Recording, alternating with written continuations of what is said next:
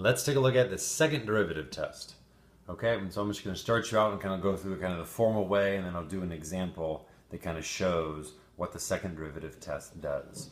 So, what if, right? What if you knew this?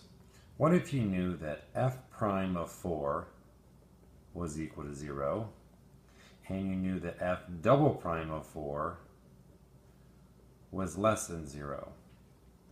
What would that mean? Well, if f prime of 4 is equal to 0, that implies that there's a horizontal tangent at 4. Okay, and then if the second derivative at 4 is less than 0, meaning negative, well, that means it's concave down. Right, concave down visually is a frown. Okay, so think about this. Okay, so if you knew that the derivative was 0 and the second derivative was negative, horizontal tangent, concave down, that would mean that if you zoomed in on this function, it'd have to do something like that.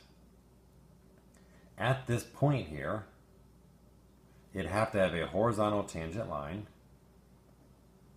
and yet it'd have to be concave down. Well, what does that imply? That implies that 4 is a maximum. Just look at it.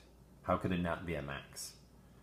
Again, the second derivative test, similar to the first derivative test, is a way to prove maxes and mins. I don't know what's happening before or after 4 as far as the first derivative, but I know what's happening at 4 for the first derivative, and I know what's the second derivative of 4 happens to be negative. So I know it's a frown, I know it's a horizontal tangent, boom, gotta be a max. Well, flip this around. What if we had a different curve and I knew that f prime of 3 was 0 and f double prime of 3 was greater than 0? Well, the same thing applies here. This would mean there has to be a horizontal tangent at 3.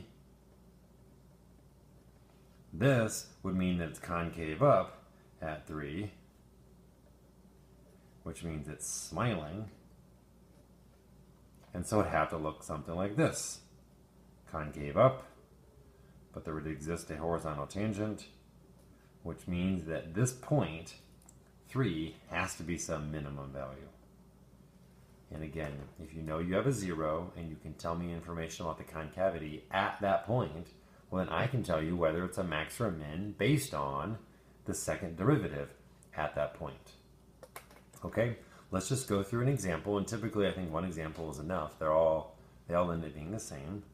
Let's look at y equals x cubed minus 12x plus 4. Okay, let's take the derivative.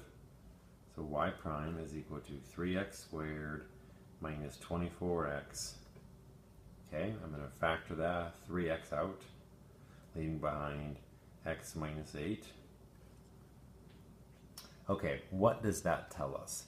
That tells us, the first derivative tells us that f prime of 0 is 0, and it tells us that f prime of 8 equals 0. Okay, that's all I want to know. I know that the derivative is 0 at 0 and at 8, looking at the factored form of the derivative. Okay, let's look at the second derivative now. The second derivative, 6x minus 24. Okay, let's factor on 6. X minus 4. That tells me information now about the second derivative. Okay, so what do we want to know? Look over here. If f prime of 0 is 0, what's f double prime of 0? F double prime of 0 is plugging in 0 for x here and getting negative 24. Okay, and then what conclusion can I draw? This means there's a horizontal tangent at 0, but that the second derivative is negative. So it looks like that. So this has to be a maximum. If I look at the second derivative at 8, plugging in 8 here, I get positive 24, which, using those two together, means I have a horizontal tangent, but I'm smiling, concave up, I have to be a minimum. Again, I'm only talking about knowing information about this particular point. At that point, which is x value of 0, and this has an x value of 8, if you tell me the derivative is 0 and the second derivative is negative, I will tell you 100% that that point is a maximum value. And if you tell me that the derivative is 0 at 8, horizontal tangent, but the second derivative at 8 is positive, it's got to be concave up, it has to be a minimum. There's no way around it. And again, feel free, take this curve and graph it, and you will know it looks something like this. 0 is a max, 8 is a min, just like the second derivative tested.